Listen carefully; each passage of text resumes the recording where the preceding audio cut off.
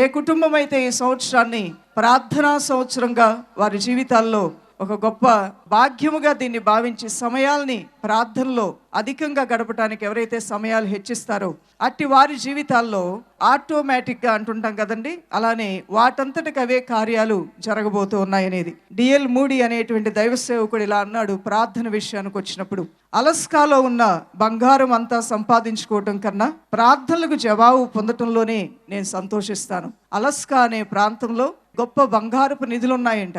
ఆ బంగారపు నిధులు ఎవరైనా తీసుకొచ్చి నాకు ఇస్తే దానిలో నాకు సంతోషం లేదు, కానీ నా దేవునికి నేను చేసే ప్రార్థనలకు జవాబు వస్తే దానిలో నాకు గొప్ప సంతోషము అంటున్నాడు. హల్లెలూయా. మరి అంతకన్నా సంతోషం ఏముందండి? నరులమైనటువంటి మనల్ని జ్ఞాపకం చేసుకుంటూ మనం ఏ పాటి వారము? భూమి ఆకాశమును సృజించినటువంటి ఆ దేవుని సన్నిధిలో అల్పులమైన మనం ప్రార్థన చేస్తూ ఉంటే ఆ సర్వోన్నతమైన దేవుడు చెవియొగ్గి మనం మొరలు ఆలకించి మనకు జవాబిస్తూ ఉంటే ఇంతకన్నా మధురమైనటువంటి ఆనందకరమైనటువంటి కార్యము ఇంకేమైనా ఉన్నదా? దేవుడే మన ప్రార్థనలు ఆలకించి మనకి జవాబు ఇవ్వటం అంటే అది ఎంత గొప్ప భాగ్యం, అది ఎంత గొప్ప సంతోషకరమైన విషయం.